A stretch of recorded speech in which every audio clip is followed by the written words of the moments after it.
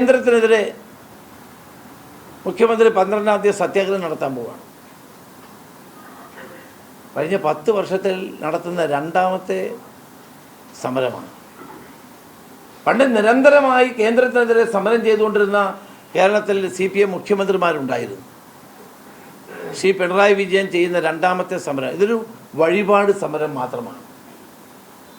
ഒരു ഘട്ടത്തിലും നരേന്ദ്രമോദിയോ അമിത്ഷായെയോ തെല്ലെങ്കിലും അലോരസപ്പെടുത്തുന്ന ഒരു നടപടിയും കേരളത്തിൻ്റെ മുഖ്യമന്ത്രിയുടെ ഭാഗത്തുനിന്നുണ്ടായിട്ടില്ല. ഈ സത്യാഗ്രഹം ഒരു കോമഡിയാണ്. തിരുവനന്തപുരത്ത് 12-ാം തീയതി നടക്കാൻ പോകുന്നത് ഒരു കോമഡി മാത്രമാണ്. നമുക്കറിയാം, പിണറായി ഭരണത്തിൽ RSS പിടിമുറുക്കുന്നു എന്ന് പറഞ്ഞത് ആരാണ്? ഇടതുപക്ഷ മുന്നണിയുടെ ഘടകകക്ഷികൾക്ക് പോലും ആ അഭിപ്രായമുണ്ട്. പോലീസിലെ RSS വൽക്കരണത്തെപ്പറ്റി ഏറ്റവും ശക്തമായി പ്രസ്താവന കൊടുത്ത ആരാണ്? ആനി രാജ എന്ന CPIയുടെ അഖിലേന്ത്യാ നേതാവാണ്. പോലീസിലെ ക്രിമിനൽ വൽക്കരണത്തിനും RSS വൽക്കരണത്തിനുമെതിരെ ശക്തമായി പ്രതികരിച്ചാണ് ഇടതുമുന്നണിയുടെ MLA ആയിരുന്ന PV അൻവർ MLA സ്ഥാനം തന്നെയാണ് രാജിവെച്ചത്. എല്ലാ ക്രമസമാധാന പ്രശ്നങ്ങളിലും RSS പ്രതികളായിട്ടുള്ള കേസുകളിലും അവരെ സഹായിക്കുന്ന നിലപാടാണ് സംസ്ഥാന പോലീസും പോലീസിൻ്റെ ഭരണാധികാരികളും സ്വീകരിച്ചിട്ടുള്ളത്. അതുകൊണ്ട്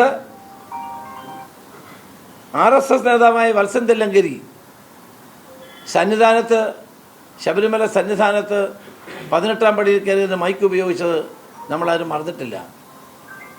പോലീസ് വത്സൻ തില്ലങ്കേരിയുടെ നിയന്ത്രണത്തിലാണ് എന്നുള്ളതിന് ഏറ്റവും വലിയ തെളിവല്ലേ അത്? ഇന്ന് RSSൻ്റെ അധ്യക്ഷന് സ്കൂളിൽ ദേശീയ പതാക ഉയർത്താൻ അനുവാദം കൊടുത്തത് പിണറായി വിജയൻ്റെ ഈ ഗവൺമെൻറ് കാലത്താണ്. നമ്മളത് മറക്കരുത്. ഇതിൻ്റെ നന്ദി സൂചകമായിട്ടാണ് കോൺഗ്രസ് മുക്ത ഭാരതമുണ്ടാകണമെന്ന് ആഗ്രഹിച്ചുകൊണ്ട് 69 സീറ്റുകളിൽ കഴിഞ്ഞ നിയമസഭാ തെരഞ്ഞെടുപ്പിൽ BJP വോട്ട് CPMന് നൽകിയത്. അങ്ങനെയാണ് തുടർഭരണം ഉണ്ടായത്. UDFന് 40% വോട്ട്, LDFന് 44% വോട്ട്, 14% പാർലമെൻറ്റ് തെരഞ്ഞെടുപ്പിൽ വോട്ടുണ്ടായിരുന്ന BJPയുടെ വോട്ട് 10 കുറഞ്ഞു. 4% വോട്ട് അങ്ങോട്ട് മാറിയപ്പോഴാണ് കേരളത്തിൽ തുടർഭരണം ഉണ്ടായത്. ഇന്ന് ജമാഅത്തെ ഇസ്ലാമിയുടെ പിന്തുണ CPMനുണ്ടെന്ന് സംസ്ഥാന സെക്രട്ടറി ആയപ്പോൾ ശ്രീ പിണറായി വിജയൻ നടത്തിയ പത്രസമ്മേളനം ഞാൻ ഓർക്കുകയാണ്. 40 വർഷമായി ജമാഅത്തെ ഇസ്ലാമിയുടെ പിന്തുണ നേടിയ ഒരു പാർട്ടിയാണ് ഇപ്പം ഞങ്ങളെ ആക്ഷേപിക്കാൻ ശ്രമിക്കുന്നത്.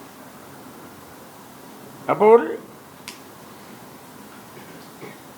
മതേതര കേരളത്തെ വർഗീയവൽക്കരിക്കാൻ കേരളത്തിൻ്റെ മുഖ്യമന്ത്രിയും AK ബാലൻ അദ്ദേഹത്തിൻ്റെ നാവായും പ്രവർത്തിക്കുന്നത്